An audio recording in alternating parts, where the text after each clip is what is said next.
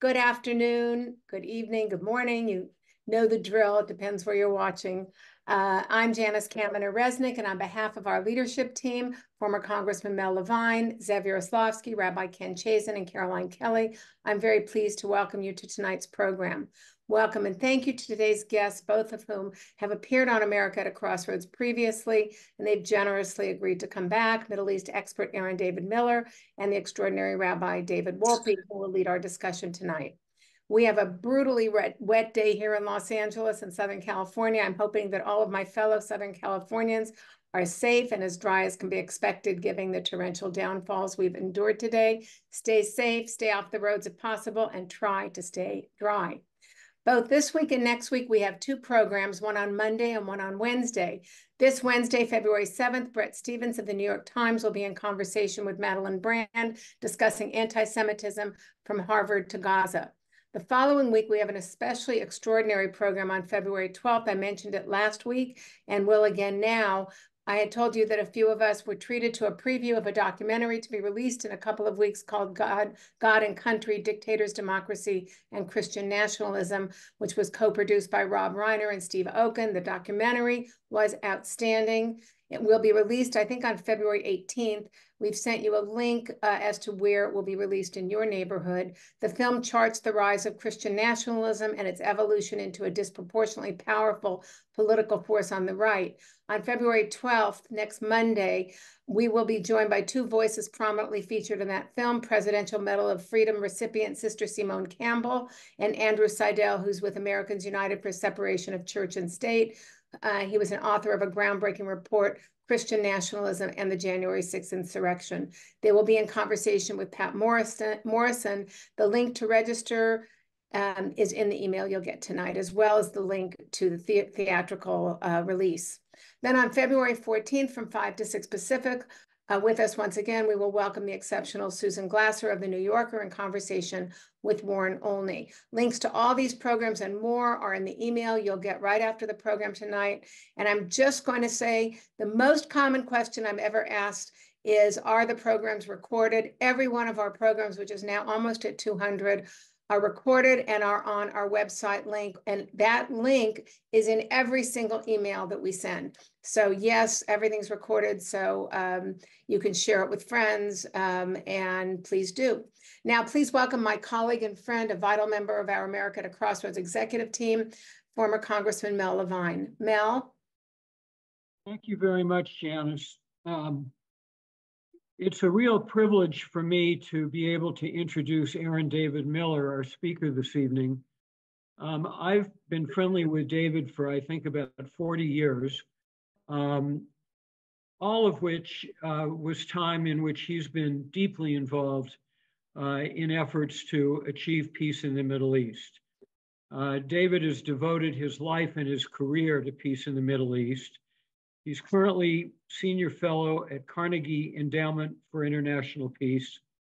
David worked in the State Department for 24 years, serving 6 secretaries of state as an advisor on Arab-Israeli negotiations, participating in efforts to broker agreements between Israel, Jordan, Syria, and the Palestinians. He's the author of 5 books, and his articles and op-eds are regularly published in numerous publications, including the New York Times, the Washington Post, and the LA Times. And we're very fortunate to have David with us for the next hour. David will be interviewed by Rabbi David Wolpe, who is very well known to anybody in this audience from Southern California. Rabbi Wolpe has served with distinction for decades as the senior rabbi at Sinai Temple in West LA, where he now serves as Rabbi Emeritus. He is currently a visiting scholar at Harvard Divinity School. Rabbi Wolpe was appointed and then resigned from the Harvard Anti-Semitism Committee in December of 2023. He explained his resignation in a post that went viral with almost 8 million views on X, formerly Twitter. He has appeared widely exploring anti-Semitism and has published writings on the situation at Harvard and beyond. Rabbi Wolpe is the author of 8 books, and we are so pleased that he has agreed to join America at Crossroads from time to time as our outstanding guest moderator. David? Thank you so much for Janice and Tamel. I really appreciate the opportunity, and it's really wonderful to be able to interview you since I've been reading you for so many years. For those of you who haven't read Aaron David Miller, a good place to start is the podcast that he recently did with Ezra Klein. You can read the transcript or listen to the podcast because it gives some wonderful historical context to the Middle East as well. And because I don't know how much history we're going to get into, given how much is happening right now, but that will be your decision. I want to start off by asking you how much of what is the current crisis in the Middle East, how much of it do you believe is a failure of leadership? And here I want to make leadership tripolar, that is Palestinian, Israeli, American. It's a fascinating question, and Rabbi Wolpe, thank you. I've followed your work as well, and it's great to be here with you. And to Zev, Mel, and Janice, thanks for having me back. You know, Karl Marx, not the other one, writing in the 19th century, and so forgive me here, I'm paraphrasing, said that men make history, but rarely as they please. What I found in my experience in government and even outside of government is when things happen in life, it's usually the interaction between human agency and circumstance. You can have the greatest leaders in the world without the opportunities and the exigencies. And I would argue in the Middle East, it is pain married to the prospects of gain that usually account for breakthroughs in this conflict. Right now, I would argue, and you've broken the code right off the bat. If I had to identify any fact that has been missing from Arab-Israeli peacemaking, Israeli-Palestinian peacemaking, it's leadership. It's leaders who are masters of their political houses, not prisoners of their ideologies and their politics. It's leaders who understand that for reasons that have nothing to do with external pressure, but for the good of their own peoples, their own societies, perhaps their place in history, they're willing to be risk ready instead of risk averse. And it is no coincidence that most of the breakthroughs that have occurred in the Arab-Israeli arena have occurred as a consequence of leaders who took advantage of circumstance, sometimes preceded by, in fact, in most cases, preceded by terror, war, and insurgency, to create opportunities for breakthroughs. That includes, by the way, not just leaders in the region, it includes Americans as well. Kissinger, Carter, Bush 41, James Baker, 2 American secretaries of state, 1 president, who I think understood the opportunities they faced and were willing and ready to exert a measure of leadership in order to bring some of that to fruition. So leadership is critical, and frankly, I see very little of it looking around the Arab-Israeli arena right now. I want to try out on you the usual narrative that I hear in my circles, and you tell me how much, like, how would you meet this if someone said this to you? The real problem is that the Palestinians do not want a Jewish state, and it doesn't matter how many offers we would make or what kind of offers we would make, because the truth is that the overwhelming ideology is and has always been, we don't belong there, and therefore any attempt that Israel makes to create peace is doomed. Do you believe that? If I believe that, I guess I would have to surrender to the forces of hopelessness and despair and mortgage not only my 2 grown children's future, they're in the early 40s, but the future of Israelis and Palestinians and their children.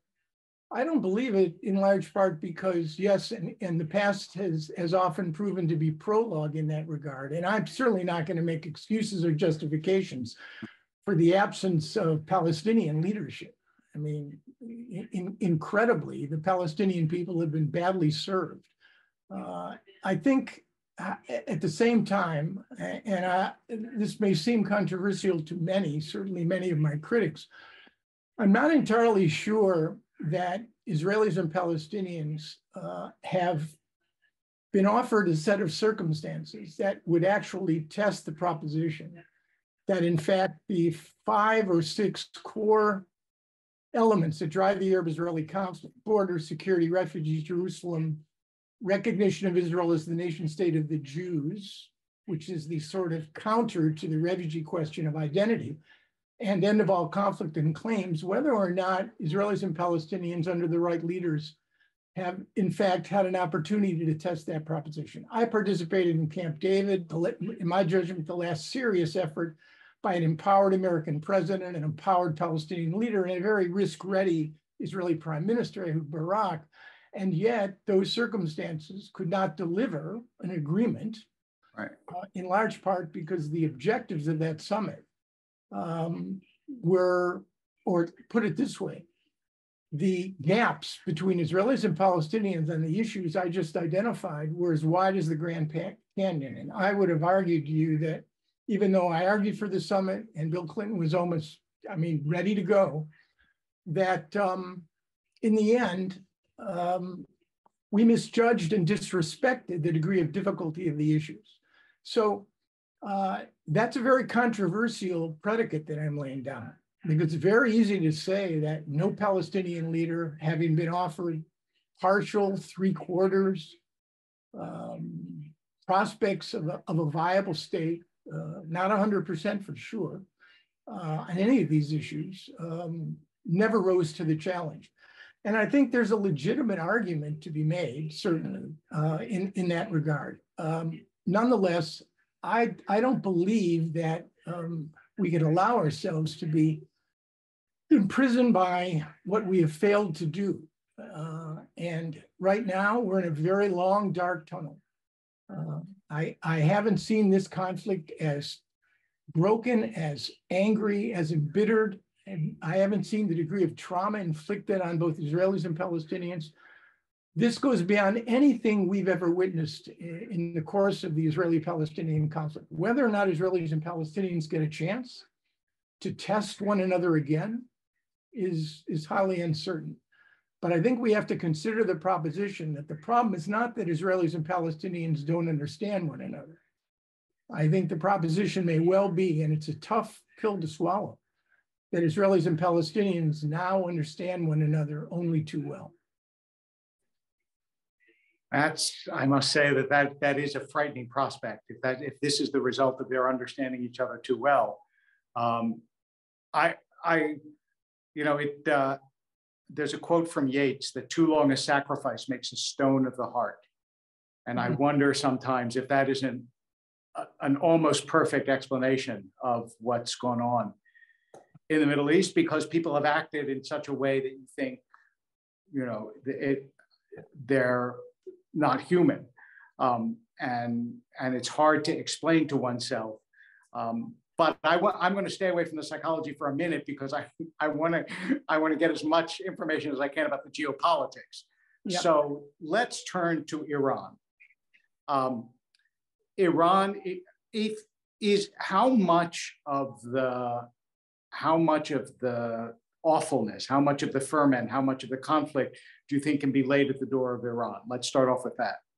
I think the Iranians have created an axis of resistance. And it seems to me, without mythologizing, Iran's objectives here are very clear. They're to frustrate and push back on the projection of American influence and power in the region. There is at some point in their calculations an effort to drive the remaining Americans who are deployed in Iraq and Syria and in the Gulf out of the region. And they look for opportunities. They've trained Hamas. The Iranian Revolutionary Guard Corps has clearly helped Hamas with intelligence, with training, with logistics. The Iranians seem, we have no intelligence to confirm this, or at least I don't, not to have been aware of the date of the Al-Aqsa flood, the Hamas terror surge on October 7, but they were clearly aware that Hamas had been planning this for quite some time. They took advantage, it seems to me, of a ready-made situation to fight Israel and the United States, to the last Houthi, the last member of Hezbollah, and the last pro-Iranian militia in Iraq and Syria. They do not want a regional war, and we do not have a regional war. I think we've been far too imprecise and careless in the way we've characterized what is actually going on across the Lebanese border, pro-Iranian militia strikes against American forces in Iraq and Syria, and Houthi drone and short-range ballistic missile strikes against shipping in the Red Sea. There is conflict, but there is not sustained war. A war, a regional war, which the Middle East has never experienced before, would involve the following elements. It might begin with an Israeli-Lebanese conflict, which goes well beyond the summer of 2006. Hezbollah would deploy its repository of high trajectory weapons of varying range, precision, and lethality, which cover most of Israel. The Israelis would counter or preempt with a massive ground, sea, and air campaign against Lebanese infrastructure, southern Lebanon, the southern suburbs. In 2006, 1,200 Lebanese were killed, 160 Israeli soldiers. The death toll here would be far greater. Hundreds of Israelis would die, thousands of Lebanese. And then, to make it a true regional war, the US having 2 carrier strike groups deployed by then with 200 strike aircraft would probably be involved.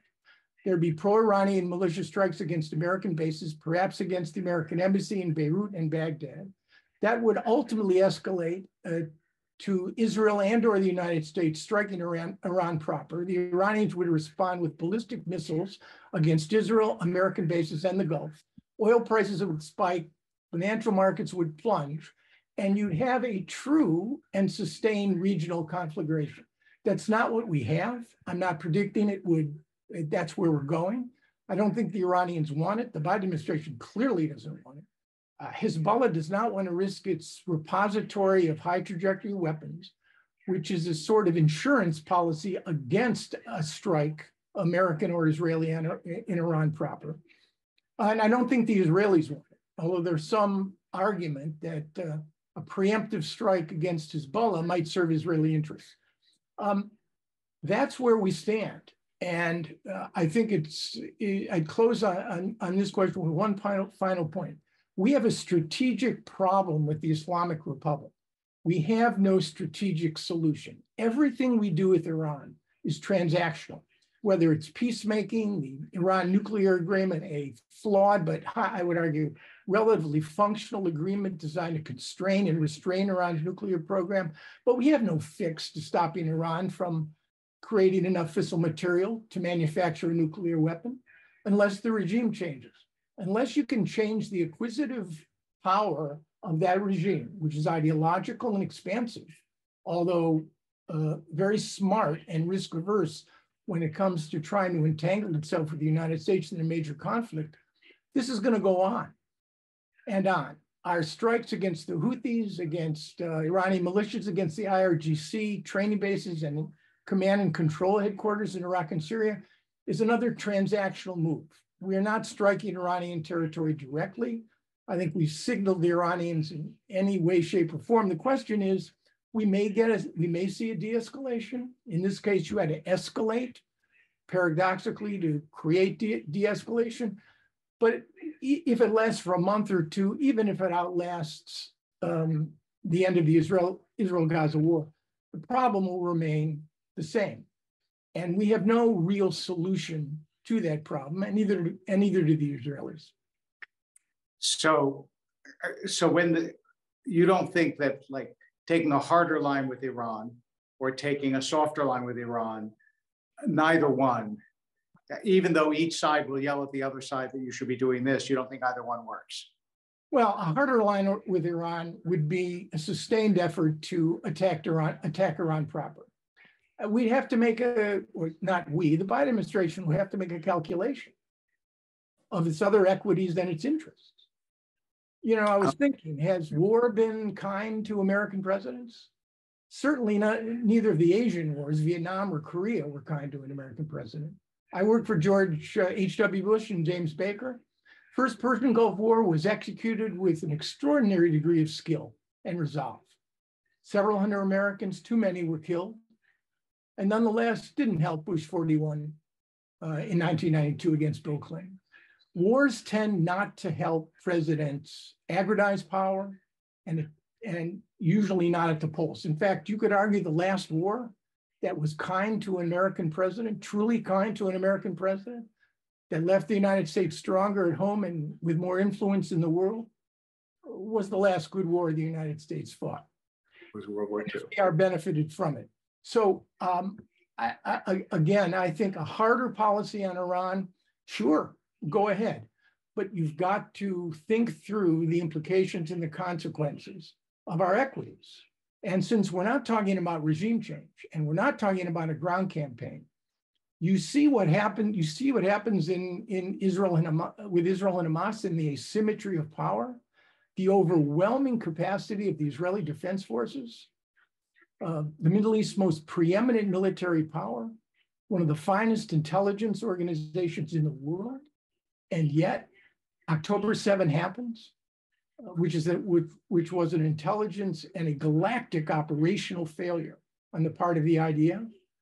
And February 7th, I think, if I got my math right, marks the beginning of the 5th month of this war. 10,000 Hamas fighters destroyed, maybe a portion of the 450 miles of tunnel infrastructure, half the size of New York subway system, probably left extant. Hamas leadership, at least the 3 architects and military commanders, Yahya Sinwar, Mohammed Deif, and Marwan Issa, ensconced in a tunnel somewhere under Khan Yunis or near Rafah. 136 hostages still held, 30 probably no longer alive, either killed on October 7, their bodies taken back to Gaza to trade, or died in captivity. Women probably abused, not just on October 7, but during their captivity. The asymmetry of power, we need to respect this. We saw it in Iraq and Afghanistan, the 2 longest wars in American history, where the standard for victory was never could we win conventionally, but when could we leave, and when is extrication the hallmark of a successful American policy? Right. I suspect what you're going to see in Gaza now with the Israelis, they will end their division-side ground campaign focused on heavy on artillery and on airstrikes. They'll go to more intelligence-driven, brigade size, battalion size operations, and they'll try to wage a counterinsurgency. But I just don't think that in the end, that counterinsurgency is going to accomplish what the Israelis set out to do, which is, yes, to destroy Hamas's military infrastructure above and below ground and kill its senior leaders. The question is whether the Israelis, again, and here military power is an instrument to achieve a set of realistic, viable political goals. If the goal of the Israelis was to end Hamas's sovereignty in Gaza, which I think, frankly, should be the war aim. It should be the war aim of the Arab states. It should be the war aim of the United States and the Israelis. I fear that we're going to be left with a very mixed picture over the next several months. We're a little off point here, but again, asymmetry, the great power needs to respect the asymmetry of power, because the Middle East is literally littered with the remains of great powers who wrongly believed, Iraq and Afghanistan, that we could impose our will on powers that were much smaller than we. And it's proven to be a flawed miscalculation. I wonder how much as a sort of strategic analyst, you see the invective against Israel, the South African trial, the claims of genocide as playing a role in the strategic calculations of how this goes forward?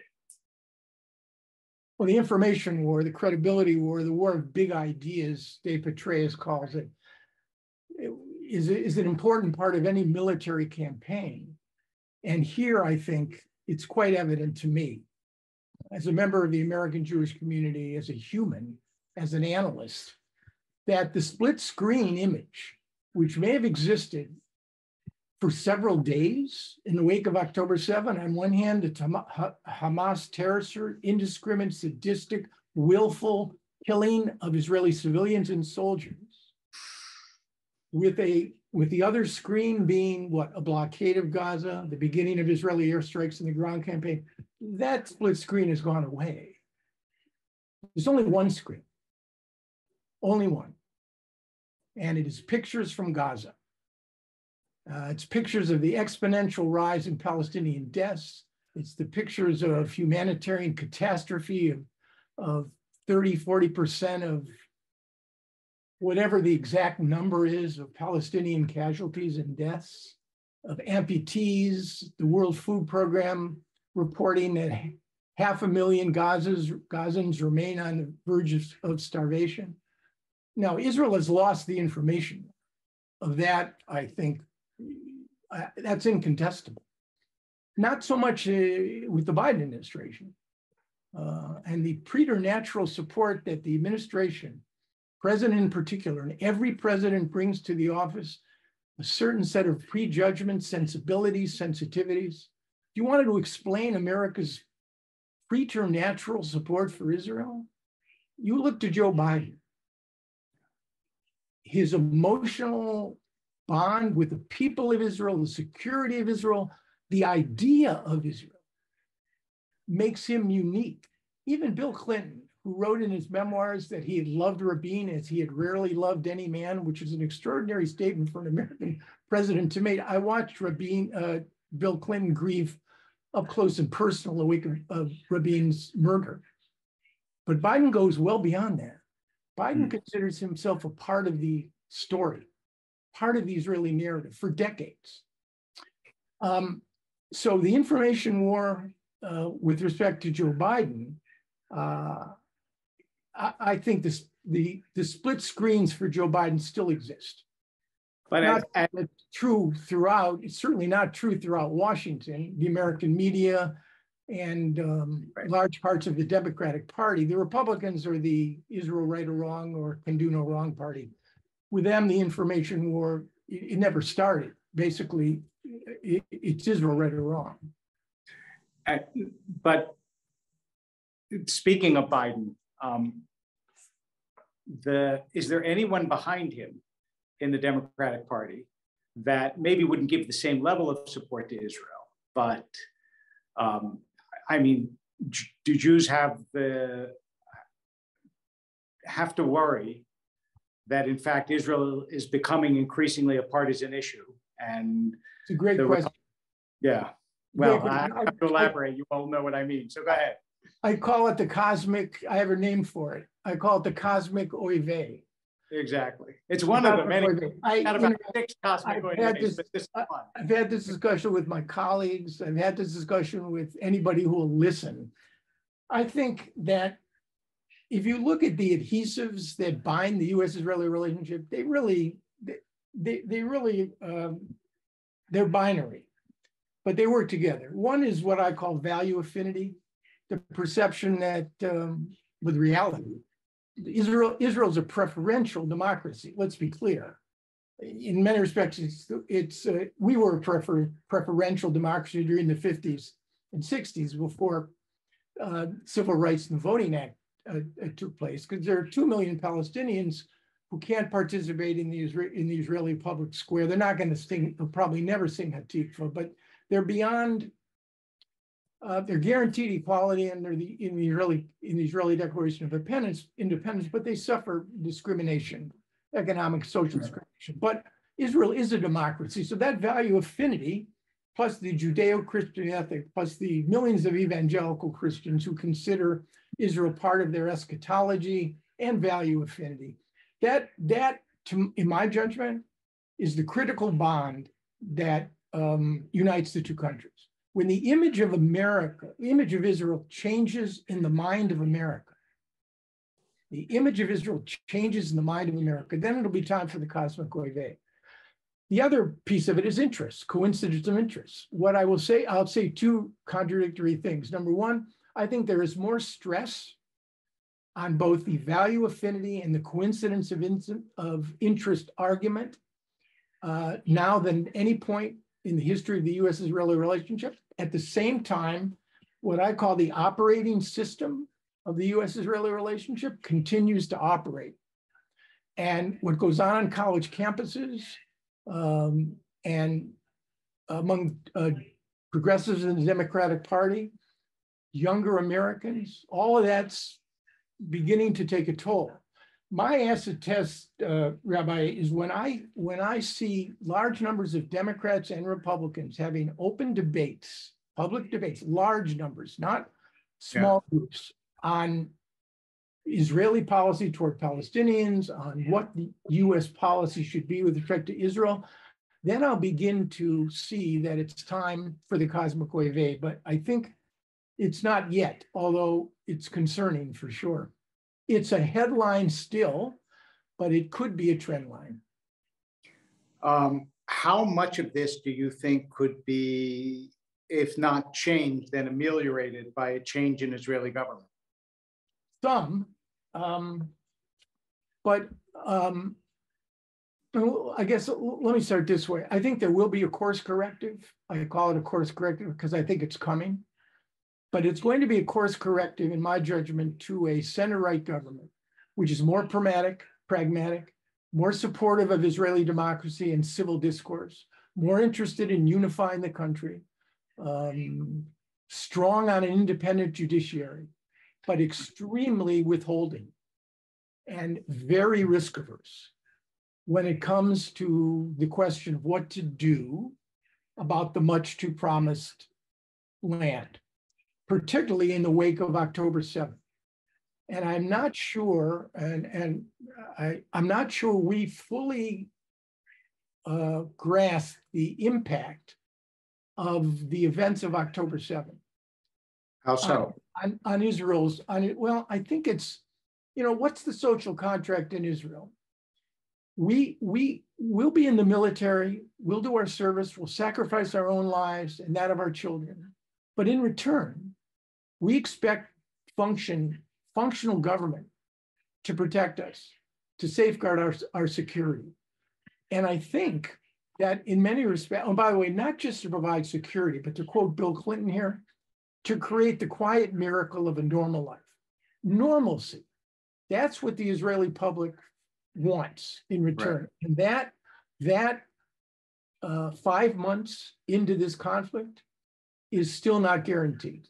60,000 Israelis have been relocated from the northern border, an additional 50, 60,000 from the Gaza envelope communities in the south. That sense of vulnerability, that's what it is. That's what Hamas exposed. The vulnerability and fear. And this time, not fear from high trajectory weapons or relatively crude and unsophisticated rockets that Iron Dome can guard against. The fear of being slaughtered in our homes.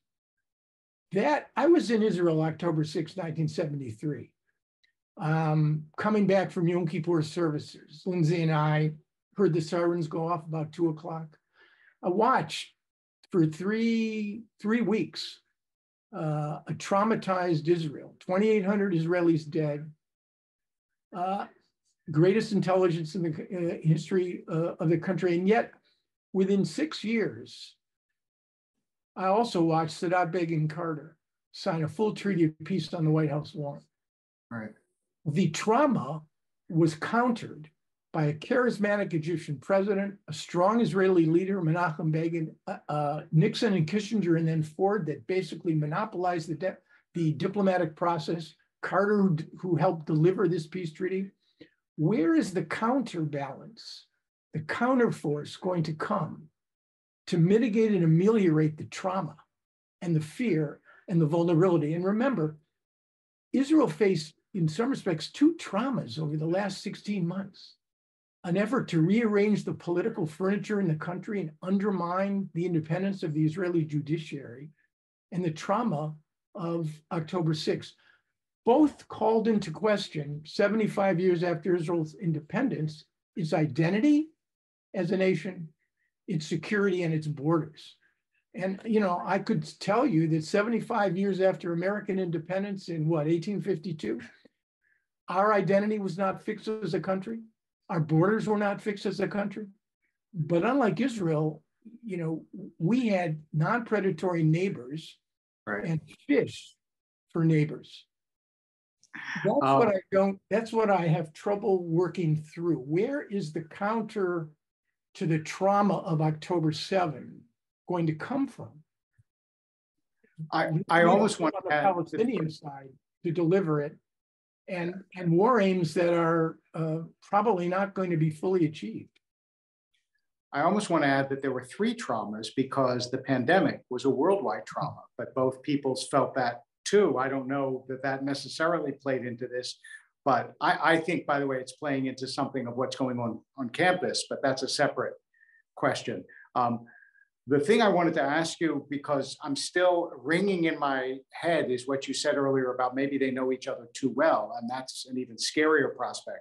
I toured Kibbutz Be'eri, and our guide told us that he knows which workers from Gaza who were at the kibbutz, who were helping with the kibbutz, gave the intelligence that enabled them to find the houses that they found when they came to the kibbutz, which is doubly scary, because that means that whatever degree of trust there could be was completely destroyed. That's chilling. It really is. And the hostage situation only amplifies it, which is the problem here. 5 months. Yeah.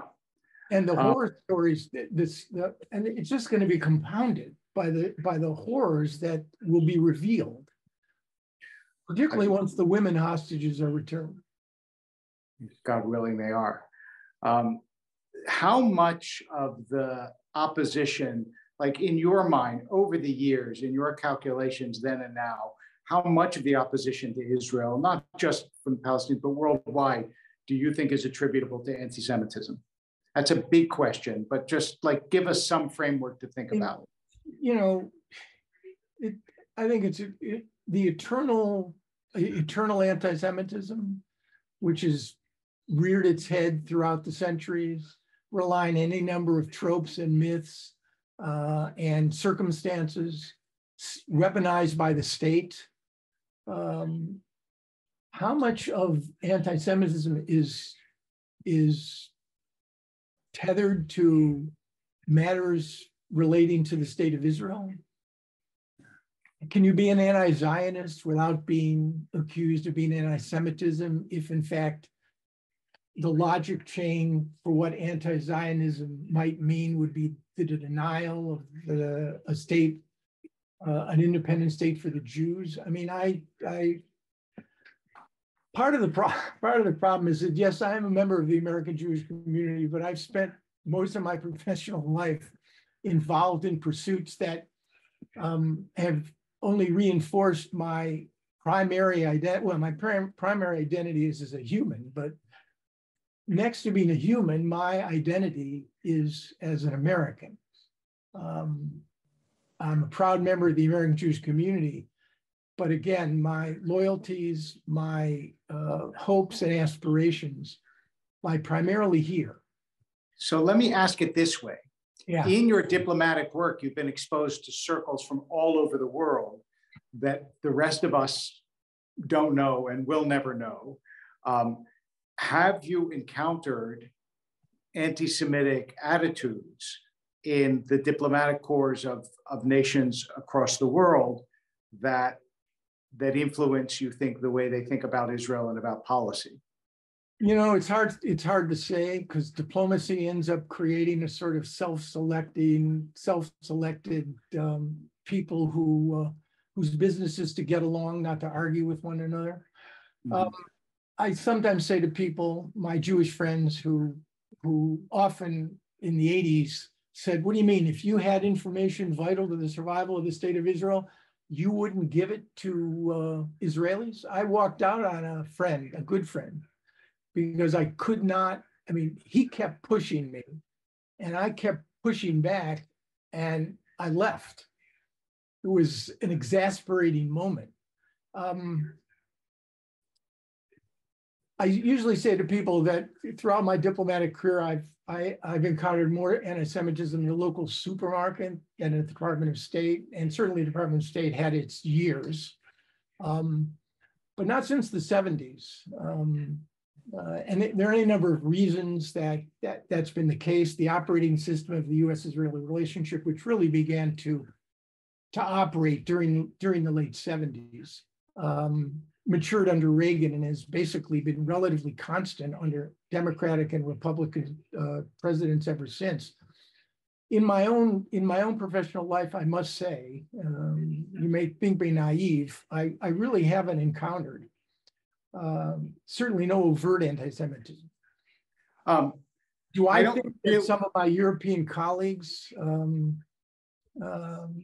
probably have very mixed motives in their frustration and anger at the state of Israel, tiny country that makes an enormous amount of noise, and from many people's perspective, throws its weight around in a way that is arrogant and overly powerful. Yeah, I think that yeah, and in America, because of Israel and Hamas, anti-Semitism, I think, offers something for everybody. You can be anti-Zionist, anti-Semite. You can be a follower of settler colonialism. You can root for the underdog, the asymmetry of power, which the left basically has elevated to a constant in their ideology. All of these things have now been conflated to create, I think, what we're watching. Yeah, Ruth Weiss' theory of this is that it creates political alliances. That's how you get something like Queers for Hamas, even though they have nothing in common, obviously, but they can both hate Israel, and so it creates communities and alliances that otherwise would be impossible. Right. Let me ask you a question, though, because it's anti-Semitism. Anshel Pfeffer, a man I admire, writes for Haaretz, had a line in one of his columns, said, "No Jew anywhere in the world should feel secure." I think that's what Anshel said. And I emailed him. I said, that's really not a very helpful statement. I don't think it's accurate, but it's not helpful. And I probe on this question because I wonder if my own sense of comfort and my own attachment to the American Republic, which is very deep, and I feel it's very much threatened now.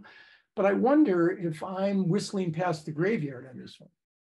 I don't think so, and I'll just give you in 2 seconds. My theory is I wish you could spend a little more because it's really an important subject. The reason that America is different, in my view, I mean, there is anti-Semitism here, and you have to be careful, and all of those caveats. But for most of Jewish history, we were the identified other. There were Russians and Jews, and Germans and Jews, and Frenchmen and Jews, but there aren't Americans and Jews. There are lots and lots of different minorities who shift in their allegiances and alliances and so on. So while Jews, I mean, also there are a lot of bad things that could happen short of a Holocaust. Could bad things happen in America to Jews? Yes. But do I think all of a sudden America is going to turn on the Jews? I don't, because there isn't a prototypical American to do that. So no, I don't. I think that Jews are essentially safe in America, but not safe in America. Yeah, I do worry, though, that when anti-Semitism is weaponized by the state and by the cadres of the state, it becomes a devastatingly powerful force. And I do worry. I voted for Republicans and Democrats. I work for Republicans and Democrats. But I really believe, and we're really off the subject here, but the greatest threat that the Republic faces is not from a rising China, not from Putin or Ukraine, not from the Ayatollah or an Islamic bomb, and certainly not from Hamas. We've seen the enemy. And the enemy is the dysfunction that exists in this country, you cannot have a binary political system, a functioning binary political system with two major parties when one party no longer respects and abides by the norms and the institutions and is in thrall of an individual who enjoys breaking the norms and institutions that has allowed the American Republic to function, however perfectly, all these years. Somebody reminded me the other day that the word "I" is only mentioned in the Constitution once. I thought to myself, why? Why would the founders put the word "I" in this document? Well, I thought and thought and thought, and they said, of course, it's because in Article 2, they embedded the inaugural oath for the president in Article 2. It's the only time that pronoun is used, and they did it for a reason. Because the office and the man and one day woman who holds it is subordinate to the principles embedded and formulated in that document. And I worried greatly, more than greatly, because America is outside of my family, is my first love. And I worry greatly about this. As we all, I'm sorry, it's no, it's funny because I was actually going to ask you, I was going to say, I don't want to have to ask you this question, but please evaluate, the election and what it would mean because it's crucial, obviously, for what it would mean, not for America and for Israel. And so to what do you attribute, given that, to what do you attribute the very high poll ratings that Trump gets in Israel? Why do Israelis not see that, in your view? Well, I think some Israelis do. All politics is local. You have a president, a presumptive Republican nominee, who self-styles himself as the most pro-Israeli president in the history of the world.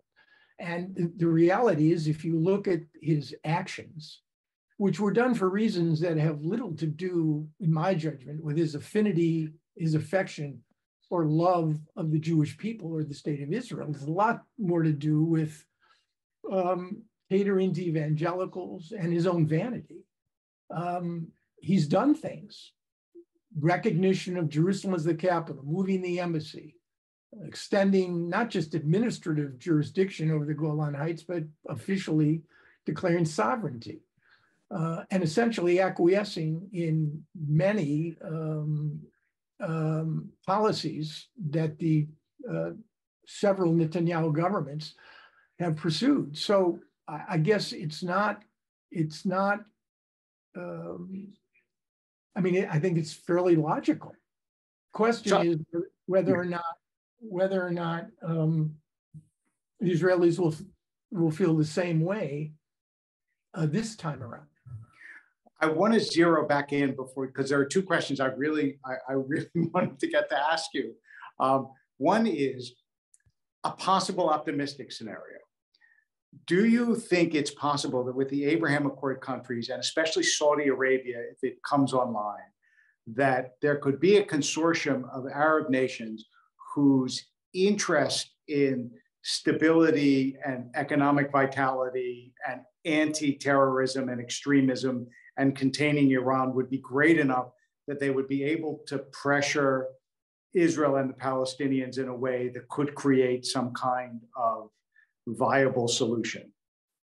A viable solution, or the beginnings of a serious effort to take it as you move toward one? Well, you're basically reflecting the Biden administration playbook, and it's not. You think it's real? It's not theory. Oh no, there's absolutely no question that what the president wants to do, following the sort of historical precedent that almost every breakthrough in this conflict was preceded by war, terror, and insurgency, to try to take the parade of horrors that began on October 7 and try to convert, exploit it in an effort to create something quite ambitious. And there are 3 or 4 parts to it. whether it comes to fruition, unclear. Number one is to work out a set of bilateral arrangements between the United States and Saudi Arabia. I have a personal view on this. I think we're overpaying, but we don't have time for that conversation. Once those bilateral assurances, mutual defense treaty, help with Mohammed bin Salman's aspiration to begin a serious nuclear program, not nuclear weapons program, although they want to control their own fuel cycle, which is a real problem.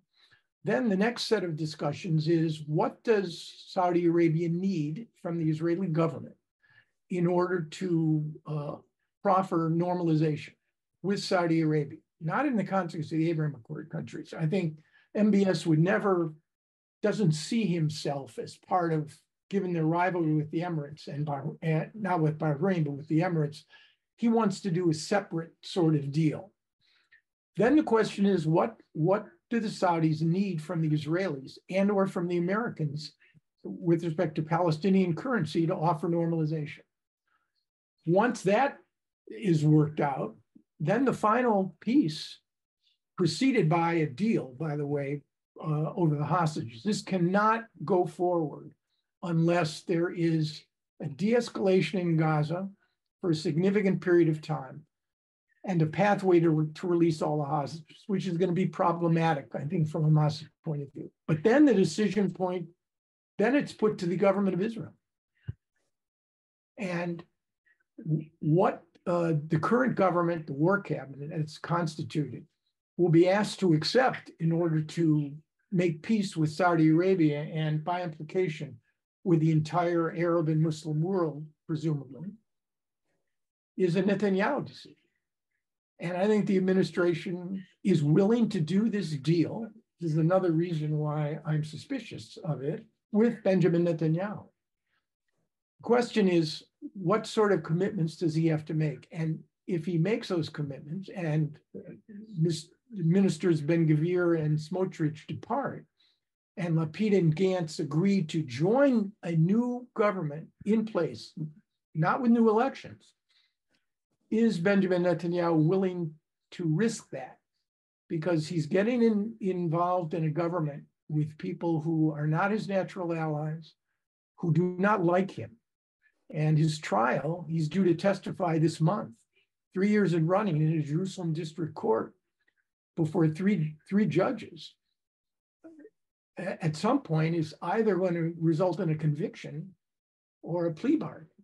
Because the notion that he could somehow use his parliamentary majority to evade, nullify, somehow escape the indictment in the trial, I think that went out the window on October 7th.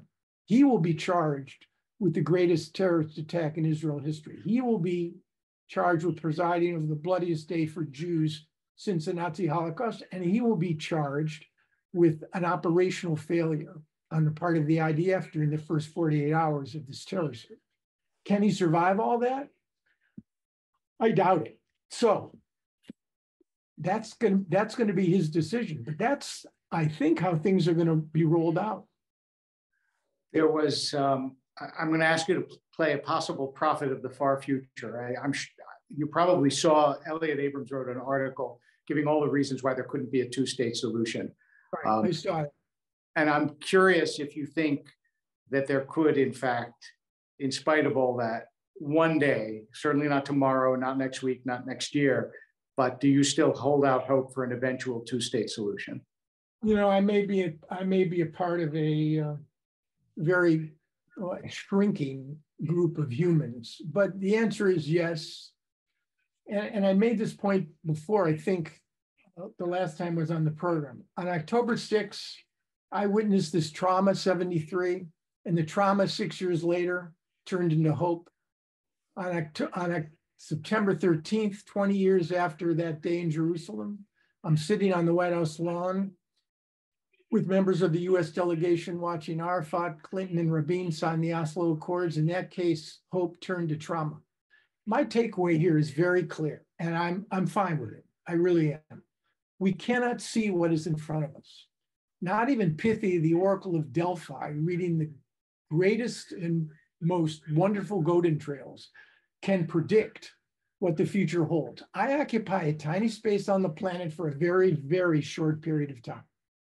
And as a consequence, I cannot and will not mortgage my kids' future, let alone mortgage the future of Israelis and Palestinians by saying no, never, it cannot be. It's a mixture of arrogance, ignorance, and pretension that it makes my head explode. So we can't see what's in front of us. The arc of history bends in ways that are very strange and unpredictable. We need to do two things.